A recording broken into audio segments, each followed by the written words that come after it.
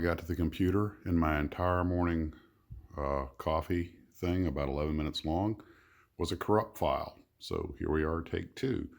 I've already had my coffee, so please enjoy yours while I tell you a little bit about why I've been so intrigued with art lately. Been talking a lot about box art, and you might notice that the wall of my house is covered with aviation art and posters and things like that. And the one painting here, the Embraer 190, is the only piece of artwork I ever had commissioned. And it was by Troy White, who's an expat American living down in Uruguay. And that is the original. Man, technology is just not agreeing with me today. I've had computer problems. The cell phone keeps having issues. Anyway, I'm going to keep this one short.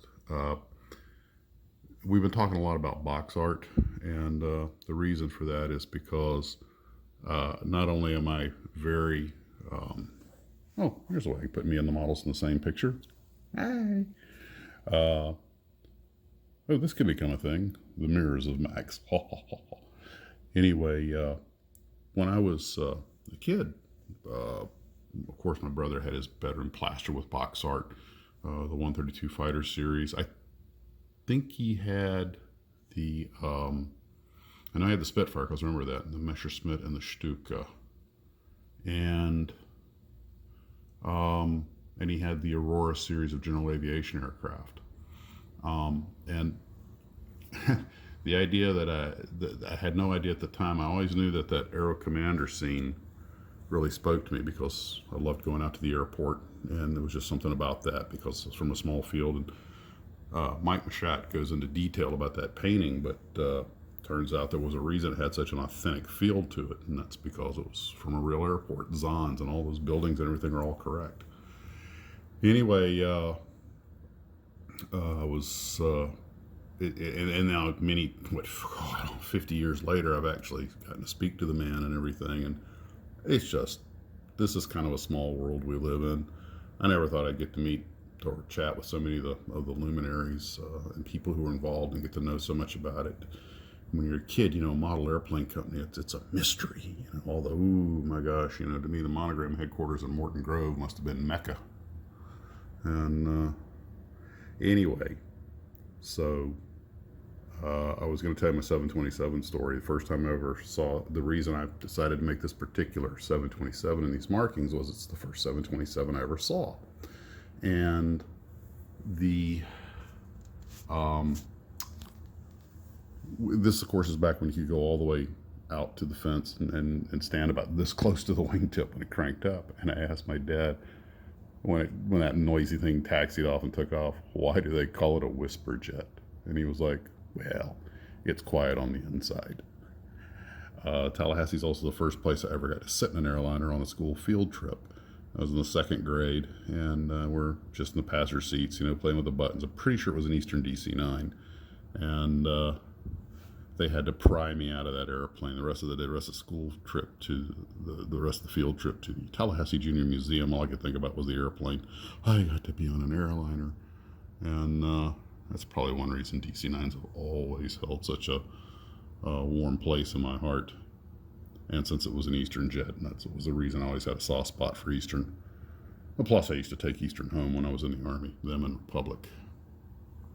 But anyway, all these things have just kind of, I guess, as a sign of aging, you start to get a little more nostalgic.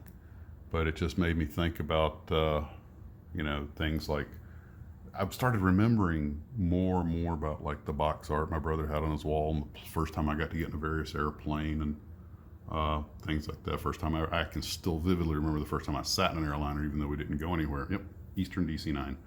And I remember seeing the little people leave on it, it was the one that had the little electric ladder that folded up and tucked in under the door. They didn't use the air stairs.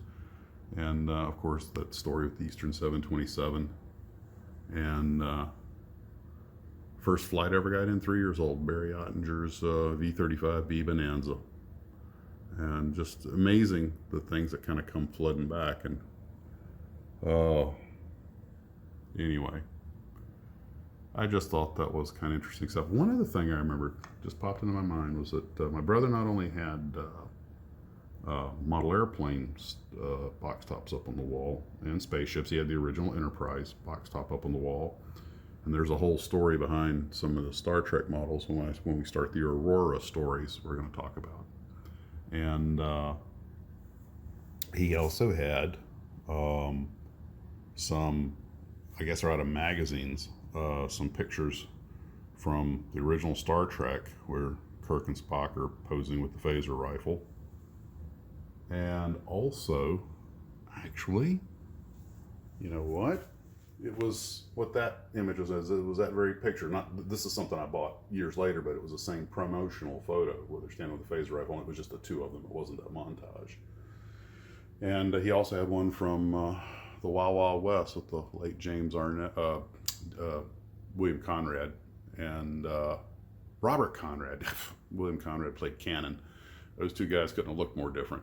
No, with the late Robert Conrad, who we all remember from Baa Baa Black Sheep, and Ross Martin. And funny story about them. Apparently, Ross Martin was he was like a Shakespearean actor in the real world, and he was on a talk show because Robert Conrad was famous for doing his own stunts. And they asked him, he said, "Tell us, Artie, do you or Ross, do you do your own stunts?" And he was like, "No, I do my own acting." I would say. Well, guys, not a lot going on this morning. Just now that I've got a little caffeine in my system, the memories are actually coming back a little more clearly. Yeah, maybe I should video this on my second coffee. Nah, then you wouldn't get the wild hair look and the crazy random stream of thoughts. And I just thought you guys might like to see my pilot room. So something a little bit different than staring at my pretty face. And my shooting trophies. Both of them. Well, guys, we'll see you later. You have a great day, and hopefully we'll see you tonight.